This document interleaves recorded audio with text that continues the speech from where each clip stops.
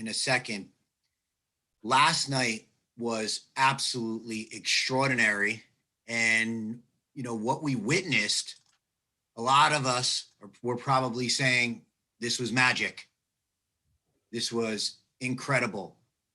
How can Sean create just such an opening of heart and love? And yet, Sean, all what that was demonstrated once again last night was a super, super advanced science. And it wasn't magical.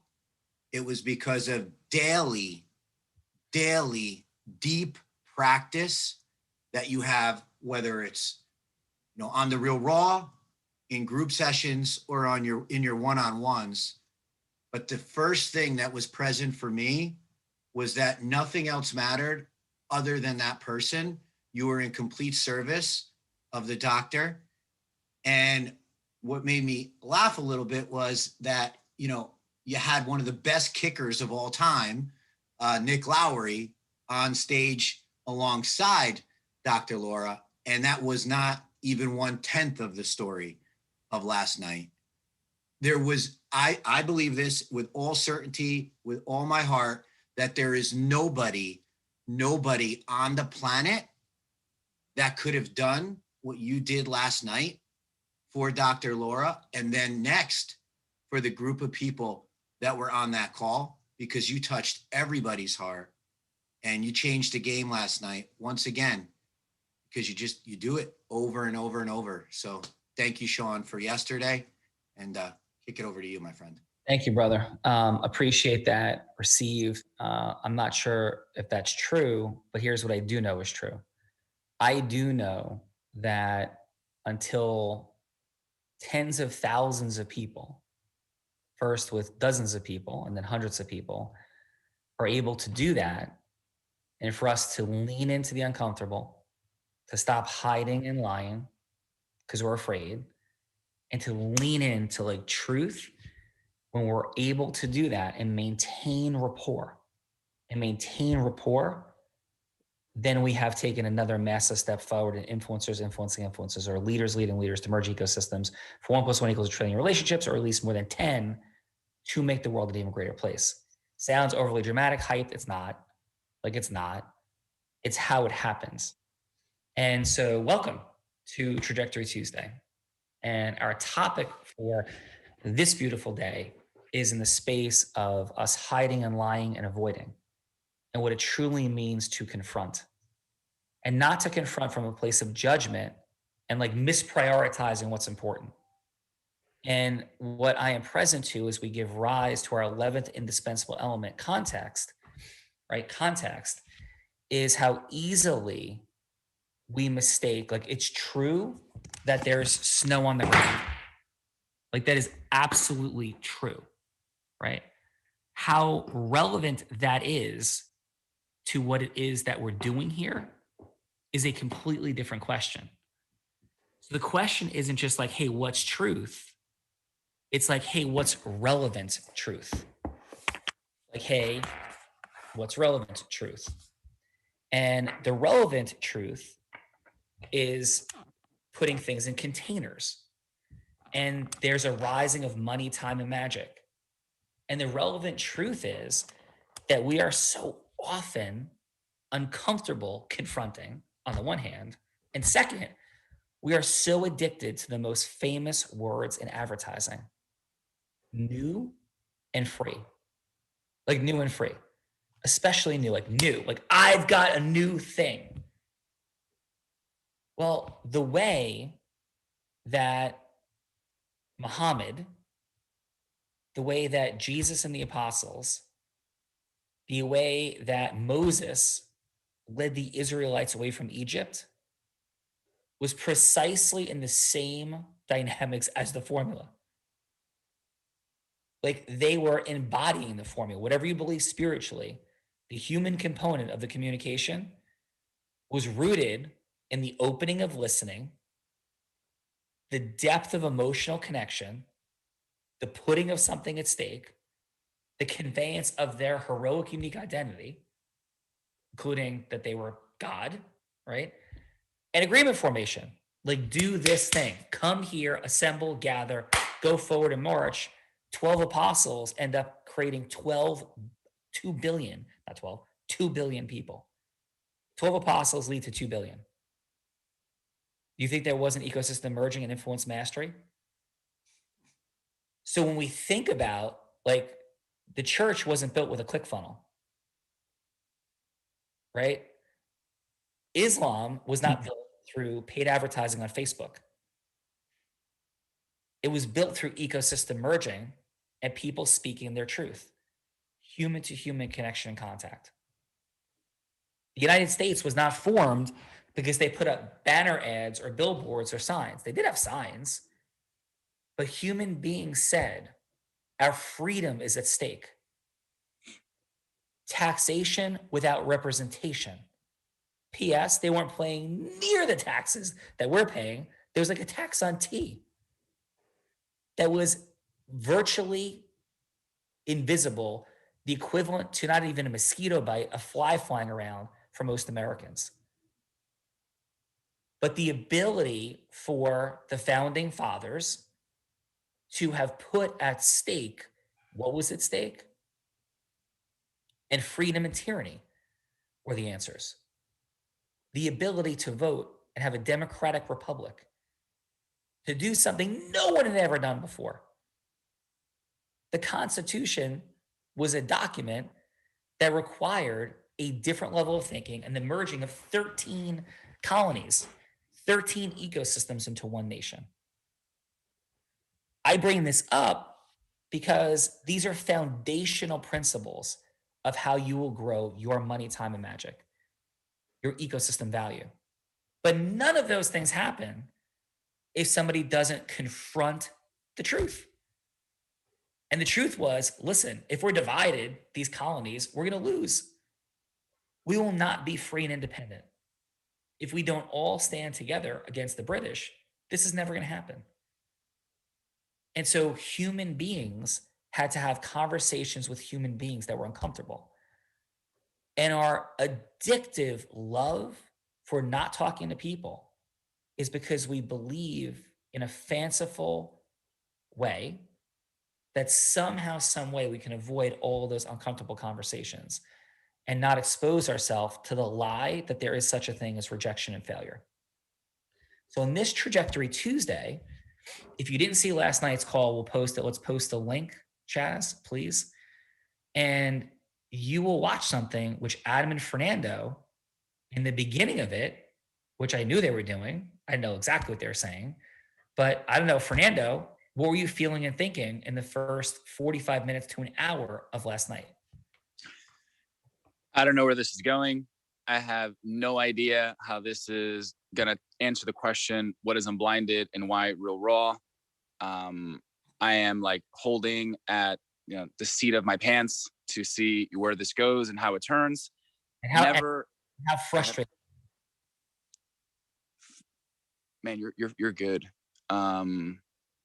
Frustration was maybe at like a 5 or 6. Okay.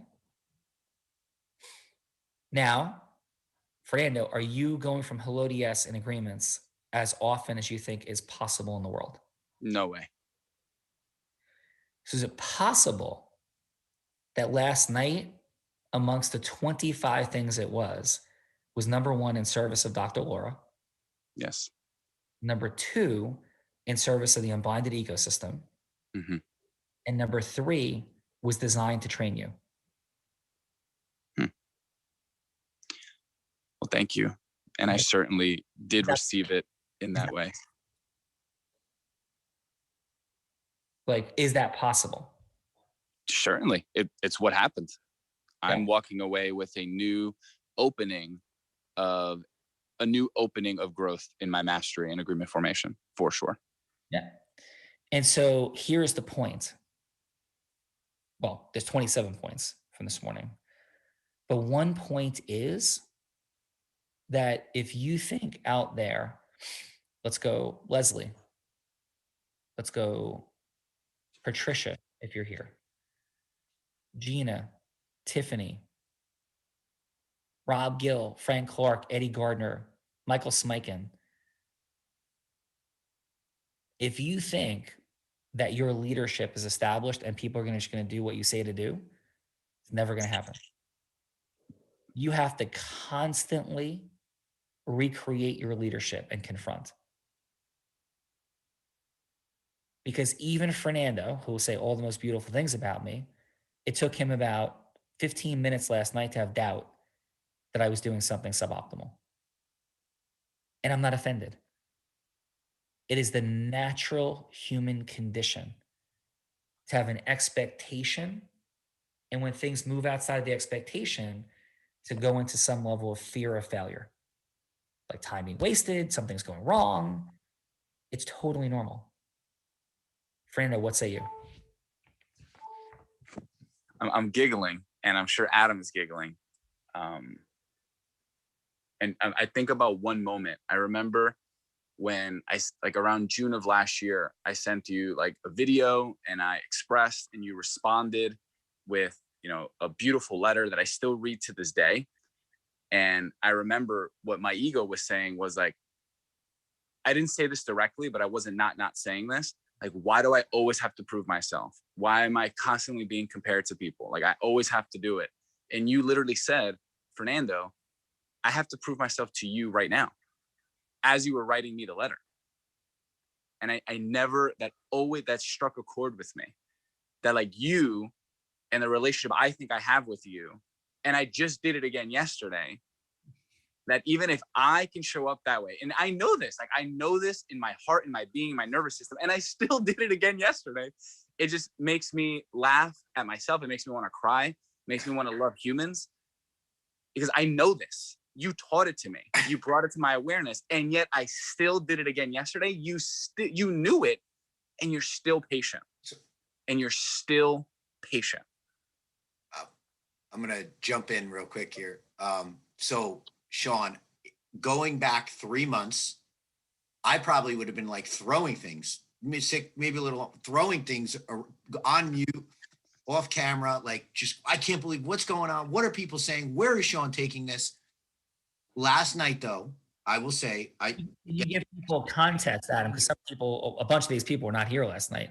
So can you tell them what happened and why you had been throwing things? Like what was going on in the first 40 minutes? Both Nick Lowry and Dr. Lara had to apologize to me directly because they saw my face after they both were talking about sizes and things and and positions and everything under the sun. And yeah, I would say horrified to some extent, but I also knew this is where, like when Fernando texted, I will say this. I knew you were going to bring it back. I had faith. I did. But wait, for 1 second though. I want to even that. Bring it back. Bring it to, yes. Yeah. How are we going to go from this conversation?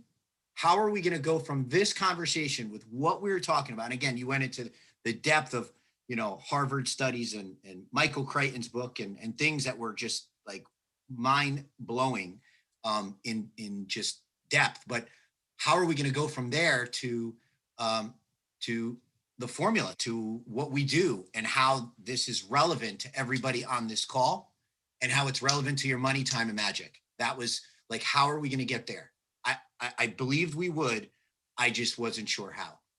And then to get full circle, when I got the phone call, the second we were off and done, the first thing Fernando said was that, when I didn't text him back, I didn't know where he was I didn't know where his mind was by the end. He goes, that was the best effing call ever, Monday night call ever. So it was just, remarkable. And one thing that just popped for me, and for everyone, and thank you for the space, just to share another lesson, because they just keep reappearing. So as much as I'm sharing them to share, anchor, acknowledge, I'm also training myself. Is I remember one thing you told me early on, and for anyone that's in the modules, the Mastery Academy, you'll see this module in Heroic Unique Identity. When I was asking you, like, how do I write it? How do I say it? And, we were battling, my age, and we were battling perception. And you said, Fernando, one day, it won't be you presenting your heroic, unique identity. It'll be demonstrating your mastery in the formula. And that's exactly what you did yesterday, is that you demonstrated it. Yes. And just for everyone, what I want to land is like, we live in this world of like, and I'm not diminishing, I'm simply just creating contrast and context. It's like, we live in this world of joint venture. Let me go in and do a presentation. Let me like, you know, show everyone how like knowledgeable I am, like by like teaching. And I'm a culprit because I'm constantly going, Sean, you got to train. Sean, you got to train. Like, you got to train on the formula. Like, these people are not going to get it. You got to train. And you didn't do that yesterday. And you did all of that yesterday because you made the pivot from presentation to demonstration. And you did it with certainty and confidence and love. And that's palpable. That feeling of demonstration is palpable. And there's no one on that call, male or female, that didn't get struck in their nervous system yesterday. That's my bold proclamation.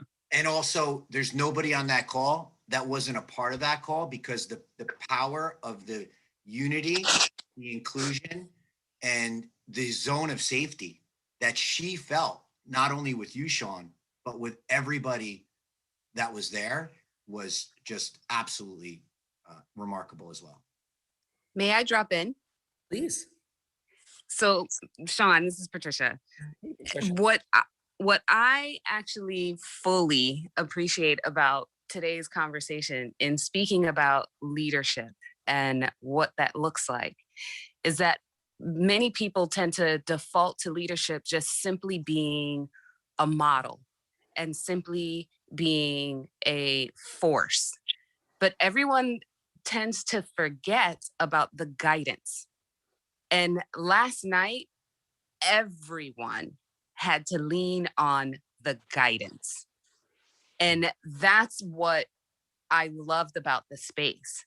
It was really just every single person literally taking a measurement and a temperature check within themselves on how they are receiving guidance and how much you actually really just sit in that space when it comes to leadership, because it is all of those things. It is being powerful. It is being a model. It is also being a guide. And guiding means that there are times where you are placing your hand on someone's shoulder and you can't see through the fog like they can. And so you're just following. And that's what last night was. And I loved everything about that space and being able to do that, because at some point when everyone was able to actually measure where they were in that space of guidance and what their level of mastery was in accepting guidance, that people started to open up in their space of leadership and how they were guiding other people in that space and really starting to just expand themselves, which is what caused that circle or space of safety and allowed others to feel comforted, accepted, wanted, and in a place in which that their voices can not just be heard, but received. It was exceptional. Thank you, Patricia. And I see you, I hear you, and what you say matters to me, and I feel the same, and immense gratitude. And Patricia, so can we lean into, as we talk about lying, hiding, confronting, a fundamental reality, and I want to get your impressions on this, that we've all suffered, right? Various levels of trauma, all of us. Mm-hmm. And when we're having a conversation about, hey, do you want to have a cup of coffee? Do you want to come onto my Real Raw? Do you want to do a joint speaking engagement? Do you want to have an influence challenge and participate? In all of those conversations, we are fundamentally engaging people's conditioning, which is not at all detached from traumas of their life rooted in their fear of rejection and failure.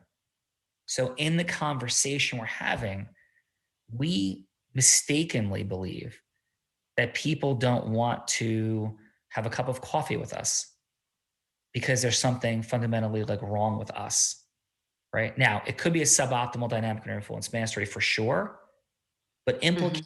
implicated in every yes or no is all of people's past conditioning. And if we're not present to the combined dance of our own level of influence mastery and the listening of the other person, that's why these phrases like speaking into the listening, they sound like t-shirts of like, we will rock you. Like, but avoiding the depth of the meaning is where we begin to become suboptimal in our mastery. I'll throw that container to you and what's there about any of it for you. What I'm actually receiving from that is the fact that when we get into practice and application and modeling, that we tend to default to the mechanics of it, that we forget the grace. And the grace is the embodiment of all of the mechanics, right? It's the fuel of what makes it flow and what makes it go and what makes it impactful.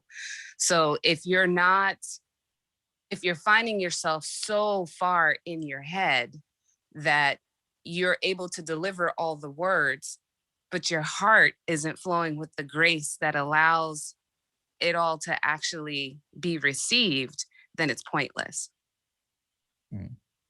Amen.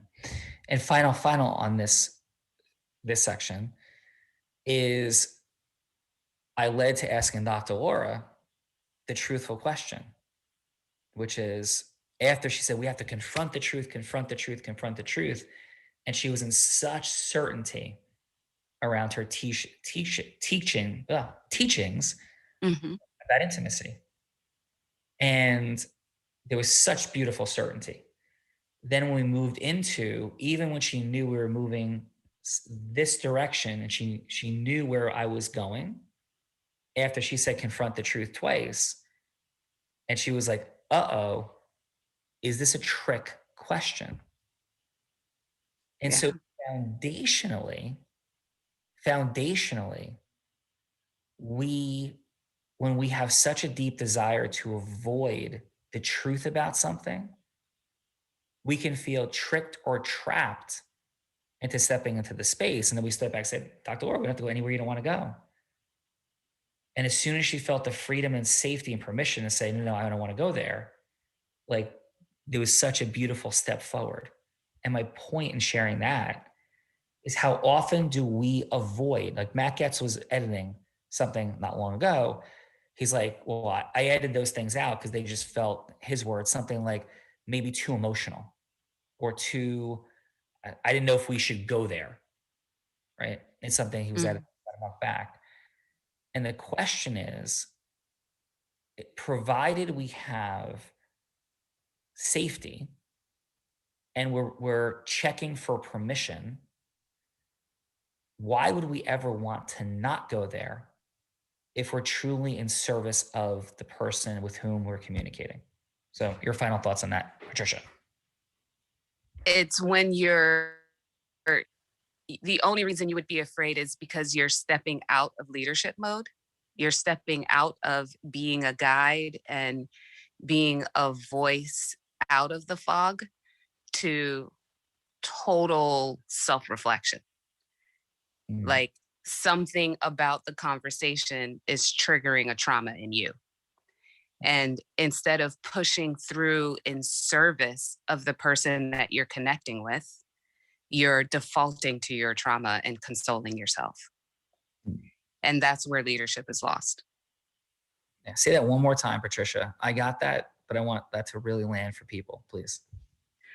So the only thing that would stop you from continuing is losing your leadership in the conversation. That something about what was spoken is causing trauma in you. And so as a result, you now, instead of being in service to the person and putting your trauma aside to serve that person, you're looking to console yourself. And you lose your leadership in that space. And now you're just looking to serve you. And we sometimes, we boil the conversation down into somebody is salesy or pushy. That doesn't mean though, because if somebody's skill is suboptimal in influence, and your skill is suboptimal in influence, and you come across as salesy or pushy, it doesn't mean that what you're sharing with a person isn't something that they should absolutely be saying yes to in their best interest. So because Mhm. it's not landing optimally doesn't mean it's not the truth. And we so often, out of our own fear of our suboptimal dynamic, and as Patricia just so eloquently and beautifully stated, consoling ourself. That's when you hear that quick thing. If people don't say yes and you don't lean in, you're being selfish. If you don't get somebody, you're being selfish. And it could sound, and it could be manipulative in a way to Mhm. drive people forward. And often it is 1000% the truth. And we're just digging deeper into the foundational roots of the truth, which is that we're hiding from that because we don't feel like we have the skill, or simply we don't want to face somebody saying no to us and have whatever parts, as Patricia was highlighting, past traumas rise in feeling thrown out of a tribe, or feeling like they hung up on me, or I was in the hot seat. And these are all stories about us. And they implicate whether or not we are truly stepping into and causing leadership authentically and from a heart-centered place. Because if we're avoiding the conversation, not like the conversation of, hey, Patricia, I think you should eat less French fries. Like that may be true. Like that may be true. Or Sean, you should eat less Twizzlers, right? And Patricia doesn't eat French fries. I'm making that up. It may I be love French fries. amazing. So, but it doesn't, it's a question of also relevancy and context. So if our context is stepping into the space of business acceleration or business scaling and leadership, and that's like, Life is good. yeah, and it's in place and we avoid it, and the only reason we avoid it is our own fear, then 100% we are making it about us and we're not in service of. And every time the person's like, no, I just don't get what you're talking about. And we back away, and you know that what you hold is the truth, and you pull back, you did not honor them and serve them. And if you want to watch a living, breathing example of that happening in as complicated a context, well, in one of the most complicated contexts you could see, and where it all goes, where there was discussions of extreme past trauma, wild topics at stake, an NFL, Kansas City Chiefs Hall of Famer present, like all the contexts were there. Talking about locker room talk. Yeah, to want to back up and avoid. It was all there, and it would be difficult for you to see on camera a more challenging context and frame for leaning into leadership where a million things could have gone horribly wrong. And the lean in still happened. Rapport was not only maintained, but the depths of emotion, relief were present for all involved. And Patricia, is that context, was that your experience as well, or am I off? No, it's 100% correct. And what I would say to everyone, just in service to everyone, in speaking to the break in leadership that can happen within oneself, the ultimate cure in any situation that you have where there is a Oh, default to being in service and restore any situation. no, Patricia, unfortunately, you got cut just a little bit. You said that. So the ultimate cure, and then it went wonky. And Ah, I don't think that's an accident, because I do believe there's like powers of like good and not good and vibration in the world, it is not a coincidence. It's right. It should. The ultimate cure is it went wonky. So please, yeah. Yes, I was stating that the ultimate cure to any break in leadership within oneself is always to default to be in service. It doesn't matter what type of leadership it is. It doesn't matter what space you're in. It doesn't matter what the act of leadership is. When there is a break and there is a point within yourself that you can see within yourself that you're losing it, that you are completely, you've lost any form of leadership in that space, default to service and it will be immediately restored. Amazing. Patricia. 9:05, Sean. Oh boy. Okay. Time goes fast when you're deep into the power of leadership and talking to people. Patricia. Sure does. All right. So got to bounce for now. Patricia, thank you for your beautiful shares, your wisdom and brilliance. Thank you everybody for being here today. Watch that video. I haven't said to watch a Monday night yet. First one I'm saying, watch that video. Watch it all, every minute of it, to absorb the context, the emotional rapport buildup. We're going to Clubhouse. We're causing ecosystem leadership there. If you want to rise your ecosystem, head on there. And by the way, I don't even want to have to say that anymore. It is boring for me to say that. It's annoying for me to say that. But if you're looking to grow your ecosystem capital, there is absolutely no place better to be for you with the people that you would be merging ecosystems with and rising, particularly people you don't know well.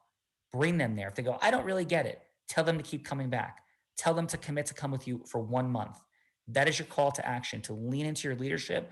And if you're not running Real Raws and or partner to run Real Raws, and you don't have your speaking platform built, and you're not participating in the Influence Challenge, you are blowing a gaping hole in the side of your boat of rising in your mastery and running these things. I don't ever want to have to say that again.